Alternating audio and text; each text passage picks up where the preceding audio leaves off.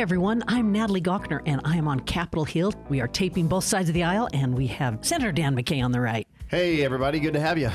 And Shireen Gorbani on the left. Hello, and hey, listeners. Thanks for sticking with us. Yeah, sitting here on Capitol Hill to talk issues. Shireen, what do you think about this new studio we're in? Okay, this new studio is great. I will say I've seen some material produced out of here that I think is highly questionable in terms of veracity. But in terms of a nice space and an opportunity to communicate with the public, I'm glad to see the investment in a space like this so that people can share ideas, talk about what's happening on Capitol Hill. I haven't seen it used a ton, but I'm guessing that there's a podcast somewhere. I know that there's stuff on social media. Everybody, just bear with Shireen for a minute. I mean, she is, I will just say I feel bad for my friend because I know that you are grinning and bearing through a bunch of things that you're not happy about politically. But it says a lot about you that you're still okay, let's talk about it. And I think that's great. Let's talk about it. Okay, so we're going to start with what's happened with President Trump's inaugural. We now have President Trump. One of the first things he did was withdraw from the Paris Climate Agreement, but he didn't stop there. He signed orders to open the Alaska Arctic National Wildlife Refuge, ANWR, as we like to say. He lifted a pause on liquefied natural gas exports. He pledged to streamline permitting for energy and mining projects, and he revoked a Biden-era goal of transitioning to electric vehicles. Shireen, that's got to be enough to blow your top off. Those are distressing to me, but I would actually add a couple that are more concerning. I think overturning Biden's efforts to lower prescription drug costs for Americans hurts all people. I think that's bad. Protections for worker safety, I'm concerned about that. Actually promoting access to voting feels sort of really on the nose for the moment that we're in.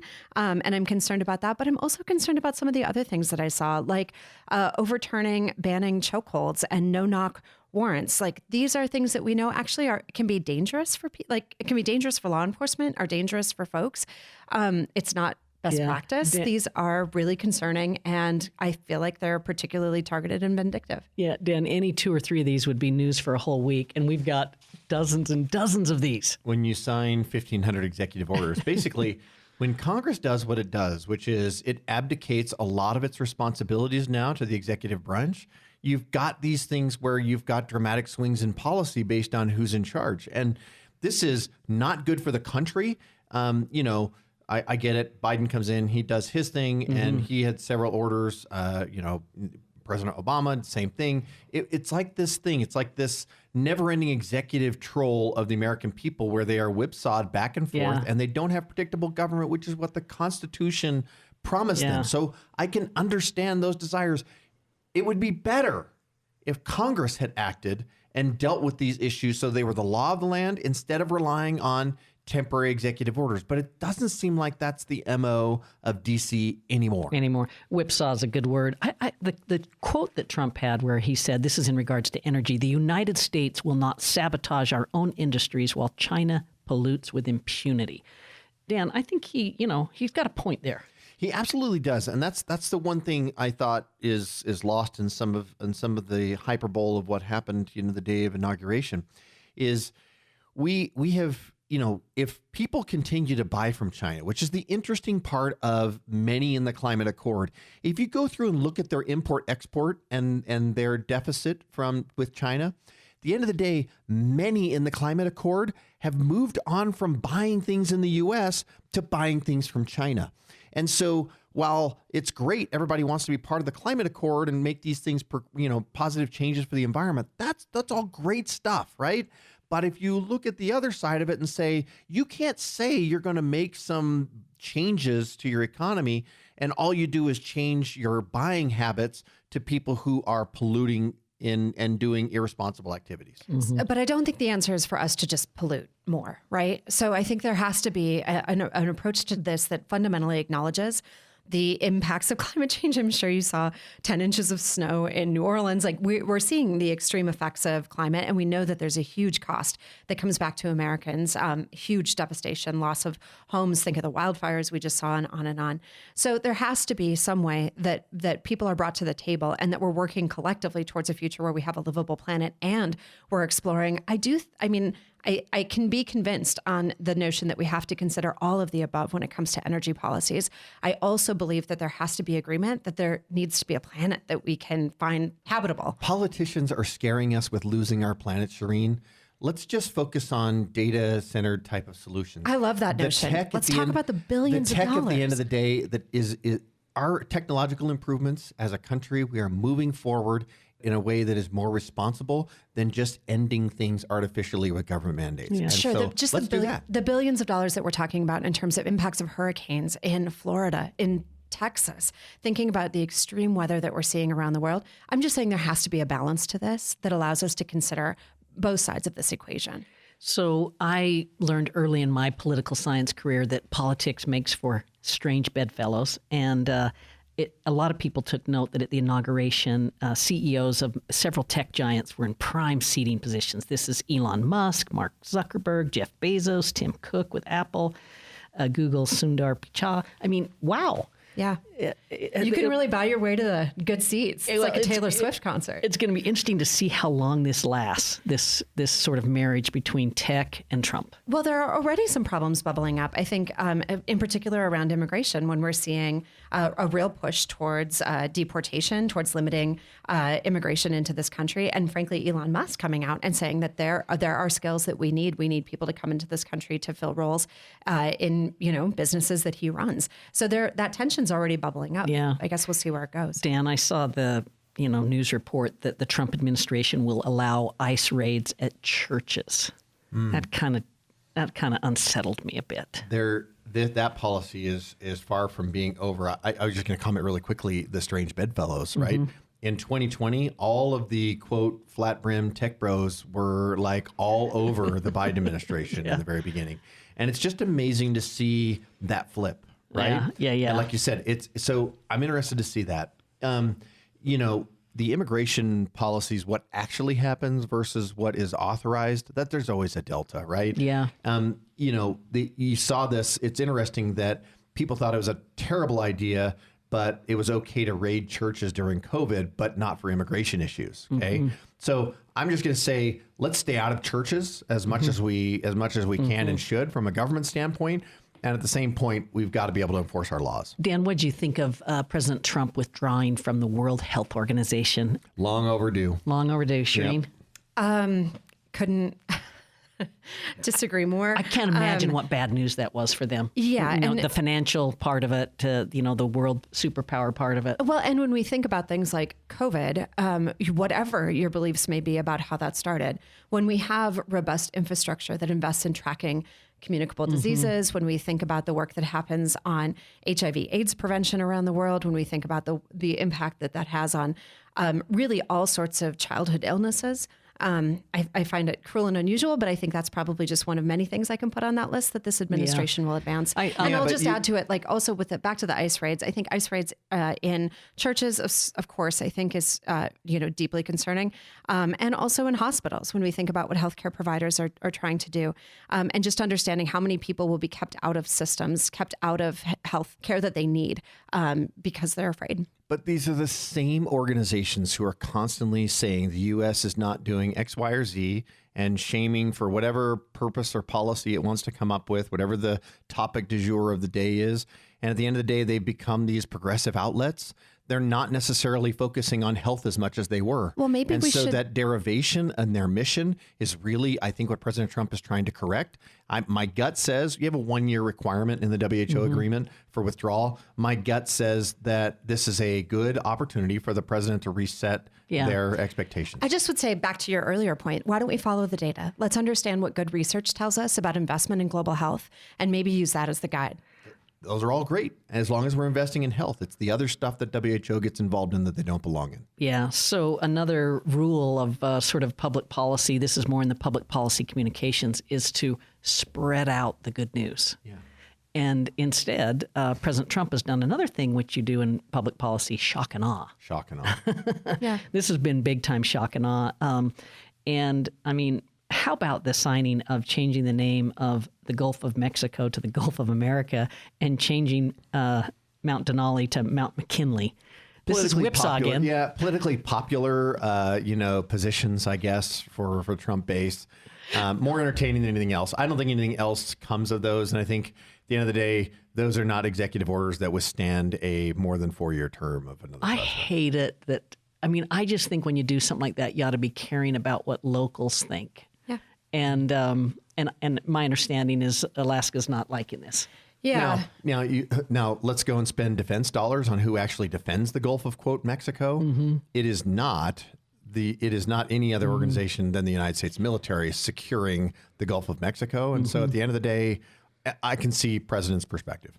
I'll say I think this is a distraction. I would, even just point to, I would say kind of the left online being more outraged about suddenly following, the vice president on Instagram, not realizing it probably was a changeover account from Kamala Harris now to JD Vance. It feels like there's more outrage about things like this. And I do think that this is disrespectful. I don't think that was done correctly. But as opposed to focusing on things like the president ending birthright citizenship, changing thousands of offices that were career to appointed in our federal government, many of these changes that are going to have devastating and long-term impacts on good governance and good government and people being in roles that are really committed to a cause. Yeah. America elected a leader they elected a leader and said, we want change. I mean, regardless You of think they how want to we pay feel- more for prescription drugs? I mean, I think they want it to be done differently than it is currently being done. Executive order for prescription drugs is not the right way to do policy, period.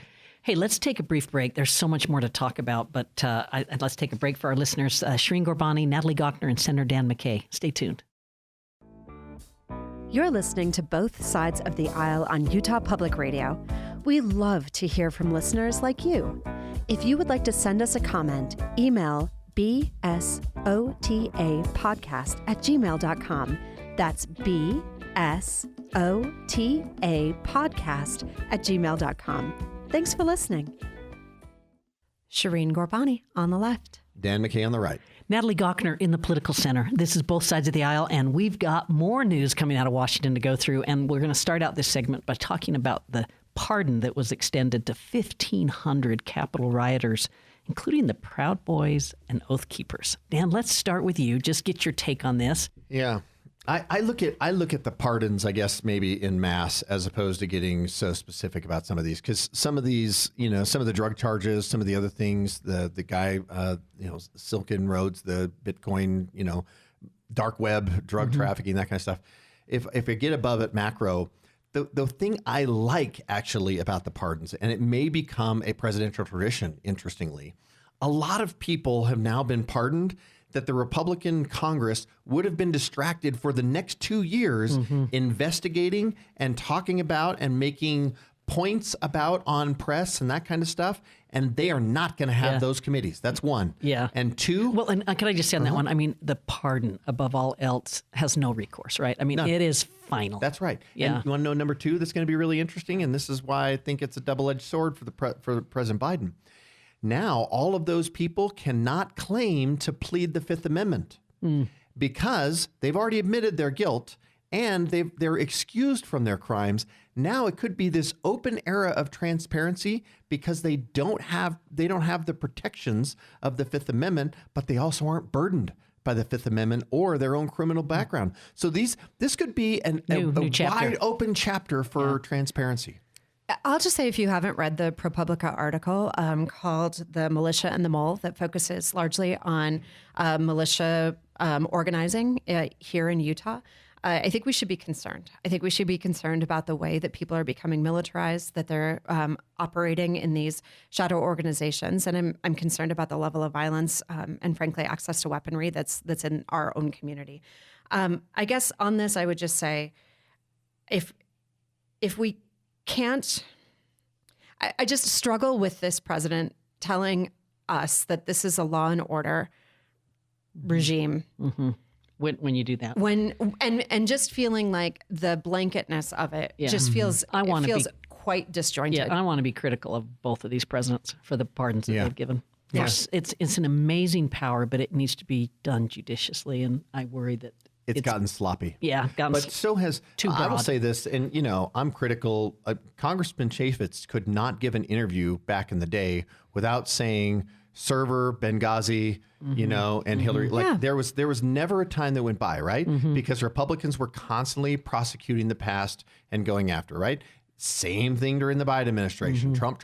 You could not hear it without saying Trump. And Or Trump Hunter Biden. Right. Let's be honest. Republicans on that both side. sides, for so sure. I'd say at the end of the day, the one thing, I don't love the pardon power being used this way, but if it's going to be used and we can get transparency out of it and get Congress to focus on freaking doing the job. Focus on the future. I'm in. Yeah. Okay, one more. Vivek Ramaswamy. He didn't last long, Shireen, in the Dodge movement. I think it's Doge. Yeah. Doge. He's out. But he's headed to run for governor of Ohio. And what do you know about that? Who would he be running against? What are the dynamics here? So I'm actually not sure what the landscape is. Do you know that, Dan? But we have a termed out governor, correct? Yes, that's right. So they've got a term limited governor, so it's going to be an open seat, and you've got Vivek, who's already making ramifications, and there's a few others, people that are interested in doing the job. It'll be a super interesting side story to what's going on, because it's 2 years from now is the Ohio governor's race. And how will that lead into the president? Because Ohio is a swing state, and it has been, but traditionally swing states swing back a little bit during off presidential years. And so now we're going to see, does the Trump momentum carry through for 2 more years so that Vivek can, follow in that path? Yeah. It'll be interesting. Yeah, get ready. I said I was going to finish with that, but we've got to talk about Elon Musk doing his Nazi salute. Yeah. Did you see that live? Because I did see that live. Yeah. Okay. I'm just home cooking lunch, and it's the rally. Give me your take on it, because I'm guessing listeners can guess mine. Completely spontaneous to me, and incredibly awkward. I mean, I think the guy is awkward. Yeah. I don't think of it as a Nazi salute as much as I think of it as just his enthusiasm and his awkwardness. Okay. But maybe I'm being generous. I think that's generous. Dan, what about you? Wait, you think that's generous? Okay. What do you think it was, Dan? I mean, did you see it? I mean, it was. When I saw it, I'm just like, this looks like a parody. So I look at it, and you've got, if you go out on Twitter, you can find all these photos of here's Dan AOC. showing us a picture of AOC doing it. Here's AOC, but Pelosi has one, Schumer has one, Biden has one, Kamala Harris has one. They're all doing a very similar motion, because when you're standing on a stage and you're waving to people doing stuff, if you take one photo of it or whatever, I know, it but can look. this was not that. I have to tell you. I'm just telling you, this didn't. That's what it felt like. Did you see it live? I didn't see it live. I only watched the video afterwards. He's got all this enthusiasm. It's a golden age, and then he just stops and does it. I am so excited, and he puts his hand up, and but it looks like a salute. You're talking about a guy who is admitted to having borderline autism, and it's not like, don't look to Elon Musk for social cues about presidential policy. Fair enough. Okay, then we should also not look to his platforms for understanding our political moment. I love his platform. All right. I So bet now you do. locally, we have Governor Cox, an attorney, a bright guy who's acknowledging that a lot of these executive orders appear unconstitutional. Dan, we'll go to you first just as the attorney, and then Shireen, you can comment on that. But this is both on the TikTok and birthright citizenship. Well, we're concerned about the TikTok one just because we wanted to see some actual follow through on the policy, and DC followed Utah's lead and passed a bipartisan bill and said the right we way need to do through something Congress. about this. We have many articles that show that TikTok itself is specifically leading to content, or leading young people to content that would not be something their parents would want them to see, whether it's self-harm, it could be pornography, go down the list, all this stuff. And using algorithms to then manipulate thought is dangerous. And so, and then having it in the hands of one of your enemies potentially isn't a great idea either. So, that I can see that. But this gets back to my original point. We are using executive orders to do congressional work, and we just are not, as a society, we should be frustrated that not that there's so much excitement that these executive orders, but just that they exist at all or are being used as tools for policy. Yeah, Shireen? I'll just say some of the things that you mentioned about concerns around TikTok, to me, feel just almost laughable, considering the amount of closeness and power that we have for Elon Musk, the platform that he has that is absolutely prioritizing right-wing agenda items and folks. And I get that a lot of people on the left have left that platform. But when you think about the access to pornography, when you think about the access to really harmful information for children, that's happening on X as well. Now, that person's sitting in our White House. I think that all of this is messy. And I don't think that we have a sophisticated approach to understanding how we keep people safe in terms of content. The American people are tired. I just keep coming back to this, and I will just keep harping on it.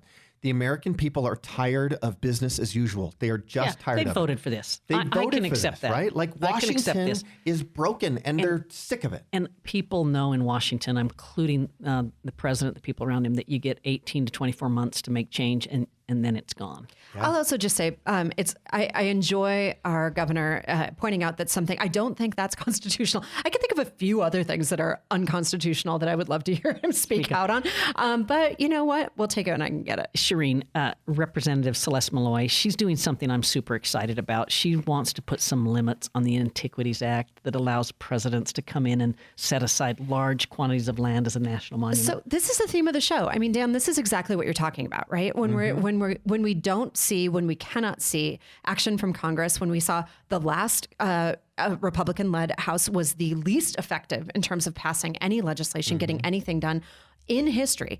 I think we should, and frankly, I kind of think we should maybe expect more of that. Though there's even more razor thin margin this time. Certainly the Senate has more power, but this is what happens when we, I think, continue to fail to put people in leadership that are tied to communities that are advancing what people want. So I would agree with you. The system's broken. I'm not like in love with this, but I also think that it's reflective of a larger problem. Congresswoman Malloy knows public lands. I know that about her, and I'm so excited to watch her leadership there. And believe it or not, because of how she has managed her relationships with the federal government, both at the staff level and with the congressional level, because she's been so effective that way and has those deep roots, I'm telling you, she is going to be one of our most effective congresspeople. Yeah, okay. I like Celeste a lot. Dan, you're in the Senate. Senate President Stuart Adams gave his address Tuesday morning of this week.